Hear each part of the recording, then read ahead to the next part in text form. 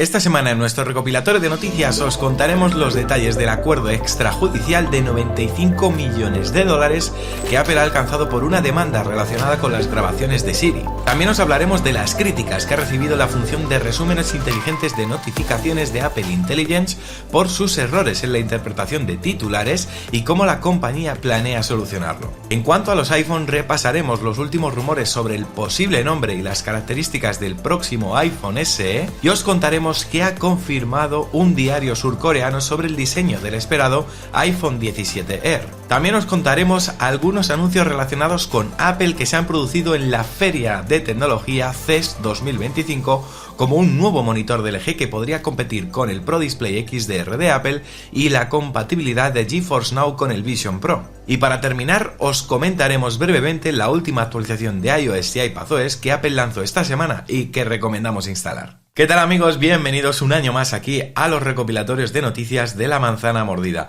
el primero del año, así que muchísimas gracias, esperamos que sea un gran año y bueno, que Apple pues nos dé muchísimos productos y todos muy buenos. Antes de empezar con el repaso a cada uno de estos titulares, quiero también agradecer a los nuevos suscriptores que se unen semana a semana a nuestro proyecto alternativo, La Manzana Mordida Plus, que podéis visitar en lamanzanamordida.com. Un servicio que ya acumula más de 1000 suscriptores y que no para de crecer con más contenido. Por ejemplo, publicamos un podcast cada semana, tenemos cursos exclusivos para vosotros ahí, precisamente uno de los últimos es el curso de Perplexity que ya está completo de principio a fin. También tendréis acceso a una comunidad privada en Telegram con todos los suscriptores, donde también podéis interactuar con nosotros y podréis ganar premios como este iPad mini que regalaremos dentro de unas semanas. En fin, os animo a que participéis, lamanzanamordida.com. Además, con esa suscripción ayudaréis a que La Manzana Mordida siga siendo un proyecto sostenible a largo plazo. Comenzamos el primer recopilatorio de noticias del año hablando de problemas para Apple. Y es que Siri ha sido la causa de una demanda colectiva que le ha supuesto a Apple un desembolso de 95 millones de dólares. Os cuento. Todo empezó en 2019, cuando se descubrió que contratistas externos escuchaban grabaciones de Siri para mejorar su funcionamiento. Estas grabaciones incluían conversaciones privadas que los usuarios no sabían que se estaban registrando, desde datos médicos hasta momentos íntimos. Vamos, una polémica en toda regla. Claro, Apple reaccionó rápido tras este escándalo y suspendió el programa. Dejó de usar contratistas para analizar grabaciones y luego también añadió opciones para que los usuarios puedan eliminar esos datos si así lo prefieren.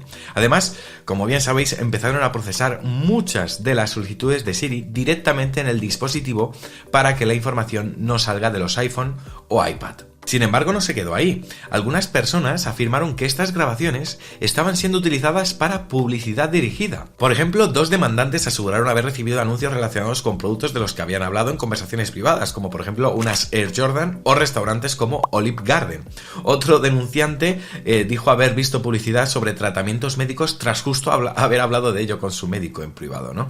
Entonces, claro, ante estas acusaciones, Apple decidió zanjar el asunto con un acuerdo extrajudicial de 95 millones de dólares, aunque eso sí, ha negado en todo momento haber hecho algo malo. Según la compañía, nunca han utilizado datos de Siri para marketing ni los han compartido con anunciantes, y aseguran que toda información procesada es completamente anónima. De todas formas, este caso ha servido como recordatorio de lo importante que es ser cuidadosos con la privacidad en nuestros dispositivos, incluso con empresas como Apple que presumen de protegerla a toda costa. Continuamos con más dolores de cabeza para Apple, en esta ocasión con relación a los resúmenes de notificaciones inteligentes de Apple Intelligence. Y es que este sistema está diseñado para ahorrar tiempo al condensar titulares y notificaciones, pero claro, esto ha provocado que ahora esté en el punto de mira tras cometer errores bastante serios.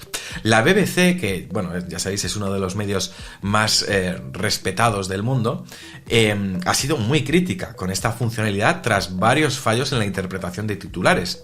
Por ejemplo, uno de estos resúmenes afirmó que el jugador de dardos, Luke Layler, había ganado el campeonato mundial cuando en realidad solo había llegado a la semifinal. Pero lo más escandaloso fue un titular que decía que Rafa Nadal había salido del armario cuando el artículo en realidad hablaba de un tenista brasileño llamado João Lucas Rey da Silva. La BBC, claro, no se ha quedado callada exigiendo a Apple que solucione este problema de forma urgente porque afecta a la confianza que los usuarios tienen en los medios. Y ojo, porque no es la única en criticar esta función.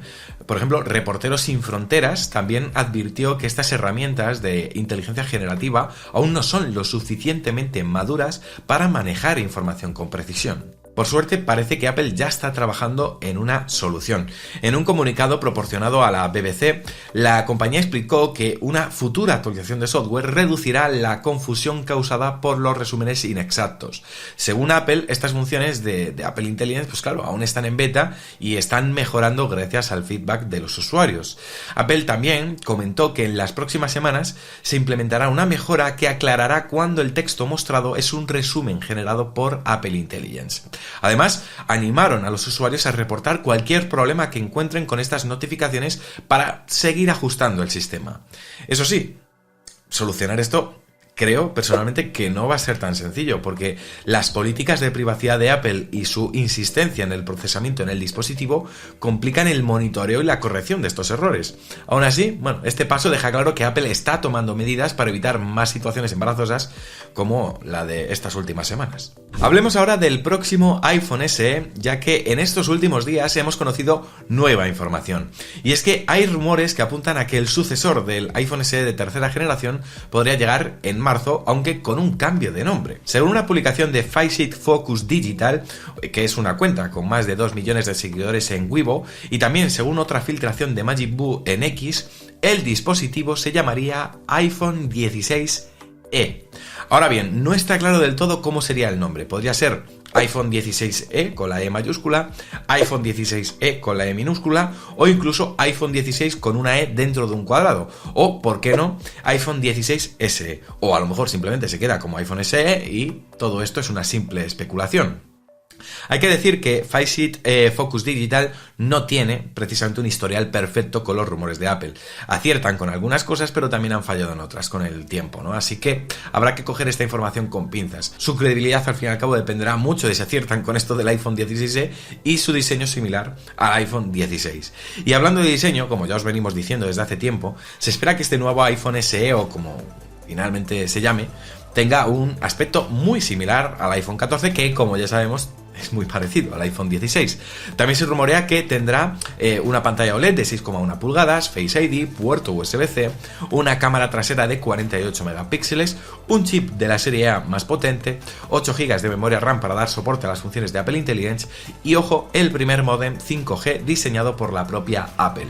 Lo que no está claro es si llevará el botón de acción que vimos por primera vez en los iPhone 15 Pro o se lo dejan por el camino. En fin, ahora bien, comparado con el modelo actual, el que se lanzó en 2022, el cambio va a ser radical. El iPhone SE que conocemos ahora mismo sigue manteniendo un diseño, muy similar al del iPhone 8. O sea, fijaos si ha llovido, con Touch ID, puerto Lightning y esos marcos gruesos que ya se ven bastante desfasados. Eso sí, con todas estas mejoras, creo que parece inevitable lo que ya se viene rumoreando, y es una subida de precio con respecto al modelo actual, que ahora mismo, ahora mismo creo que ya no se vende, pero partía de 529 euros. Digo que no se vende en Europa, porque creo que por la legislación, al no tener USB-C, se lo han cargado. En cuanto a la fecha de lanzamiento, se hablaba de un posible lanzamiento en marzo, ya que el actual iPhone SE se anunció en marzo de 2022. Veremos si se confirma o no. Esta semana, Mark Gurman salió a desmentir que el nuevo iPhone SE y los nuevos iPads se vayan a lanzar junto con iOS 18.3 y iPadOS 18.3, que ha sido un rumor que circuló a principios de semana. Según Gurman, aunque es cierto que se están desarrollando con las versiones 18.3, eso no significa que se vayan a lanzar a la vez. De hecho, afirma que Apple apunta a un lanzamiento, y cito textualmente, antes de abril y concretamente antes de que salga iOS 18.4. ¿Quién sabe? ¿Mediados o finales de marzo? En fin, os mantendremos informados. Y hablando de iPhones, como no, también hemos tenido novedades esta semana sobre uno de los modelos más esperados del año, el iPhone 17R. Aunque ya hemos hablado en vídeos anteriores de este modelo y de sus principales características, esta semana el diario surcoreano Sisa Journal ha publicado un informe que refuerza lo que ya sabíamos sobre su diseño ultra delgado. Según este medio, el iPhone 17R tendrá un grosor de aproximadamente 6,25 milímetros, lo que lo convertiría en el iPhone más delgado de la historia. Para que os hagáis una idea, esto lo haría un 20% más fino que los iPhone 16 y 16 Plus y hasta un 25% más delgado que los modelos Pro. Y aunque ya parecía increíble, otros rumores aseguran que el grosor podría ser incluso menor, llegando a los 5 milímetros. En fin, lo cual me parecería una completa locura, ¿no? Este modelo vendría a reemplazar a la gama Plus, es decir, no tendríamos iPhone 17 Plus y tendría un precio inicial similar precisamente al que tuvo el iPhone 16 Plus, es decir, unos $899 en Estados Unidos. Luego ya veremos aquí en Europa. Y no olvidemos que este diseño tan fino también, ojo, va a implicar algunos compromisos en comparación con los modelos Pro, como por ejemplo la inclusión de una única cámara trasera y posiblemente una autonomía bastante reducida. Algo que es de lógica teniendo en cuenta que cuanto más fino el dispositivo, más pequeña va a ser la batería. Además, parece que Apple no estará sola en esta apuesta por los smartphones ultra delgados en 2025, porque Samsung también está trabajando en un modelo similar, el Galaxy S25 Slim, que promete competir directamente con este iPhone 17R en términos de diseño y portabilidad. El 22 de enero es el evento de Samsung, el Unpacked, donde veremos los nuevos dispositivos de la marca surcoreana, así que, bueno, estaremos atentos por si finalmente deciden anunciarlo. Bueno, esta semana también se está celebrando en Las Vegas el CES 2025 y está habiendo anuncios de todo tipo. Apple, ya sabéis, no está presente en esta feria, pero ojo porque hubo un par de anuncios que quiero comentar aquí. Primero hablemos de LG, que ha presentado un nuevo monitor que parece querer competir directamente con el Pro Display XDR de Apple. Se trata del LG Ultrafine 6K y presume de que es el primer monitor del mundo con resolución 6K y Thunderbolt 5. Recordemos que Thunderbolt 5 es lo último de lo último y que ofrece hasta 80 gigabits de ancho de banda y que de momento solo está presente en los Mac con chips M4 Pro o M4 Max, es decir, los que se presentaron en octubre. Este monitor tiene un panel Nano IPS Black que promete una gran precisión de color y contraste, cubriendo el 99,5% del espacio de color Adobe RGB y el 98% del DCI P3. Además, incluye software de calibración, lo que lo hace ideal para profesionales creativos y ojo porque en cuanto a diseño, salta a la vista que se han inspirado bastante en el Pro Display XDR y en el Studio Display de Apple, con esos marcos finos y ese soporte tan característico. Ahora bien, aunque este monitor de LG tiene muy buena pinta, hay que tener en cuenta que ya existe una alternativa muy interesante en el mercado. Lo comento para todos aquellos que estabais pensando en iros a por este LG porque Apple no mueve ficha con sus monitores. Estamos todos esperando una renovación de estos, ¿no? Bueno, que sepáis que hay un monitor de Dell que es el U3224KB, que es un monitor de 6K también de resolución con 32 pulgadas, o sea, está bastante bien equipado. En cuanto a especificaciones, cuenta con un panel IPS Black y también una cobertura del 99% del DCI P3, que es incluso un poquito superior a la del LG. Así que, si os interesa, buscad en internet y podréis verlos con más detalle. Cambiando de tercio, pero manteniéndonos en el CES y también un poco rondando el universo de Apple, que sepáis que Nvidia ha anunciado que su servicio de juegos en la nube, GeForce Now, será compatible con el Vision Pro, entre otros visores de realidad virtual. Para ello solo necesitarán una cuenta de GeForce Now y acceder al servicio a través de Safari en el caso del Vision Pro. Recordad que GeForce Now tiene una versión gratuita con anuncios y dos de pago, la suscripción Performance y la Ultimate, con diferentes ventajas en cuanto a juegos disponibles, duración de las sesiones y acceso prioritario. Esta función llegará con una actualización de la aplicación de GeForce Now a la versión 2.0.70 y que está prevista que se lance a finales de este mismo mes de enero. Y para terminar, ojo, os avanzo que el próximo lunes, si no pasa nada malo, tendréis un vídeo especial sobre el CES y es que nuestro Fabi está allí para cubrirlo todo, así que ya os podéis imaginar que vendrá cargadito de novedades. Y cerramos nuestro recopilatorio de noticias recordando que Apple lanzó esta semana iOS 18.2.1. Esta actualización, que también llegó para iPad como iPadOS 18.2.1, cuenta con el número de compilación 22C161 y llega prácticamente un mes después de que viésemos tenemos iOS 18.2, que salió, si recordáis, el 11 de diciembre. iOS 18.2.1 se trata de una actualización menor centrada exclusivamente en la corrección de errores. Ahora bien, nadie sabe qué errores, porque muchos de vosotros me habéis estado reportando durante todos estos días que no habéis visto solución a varios que veníais sufriendo durante estas últimas semanas. En cualquier caso, sí es recomendable que la instaléis todos porque sus motivos tendría Apple para lanzarla. Además, en nuestro vídeo del otro día ya os mostramos cómo que, a nivel de rendimiento no notamos apenas variación, por lo que no debería empeorar la optimización del sistema.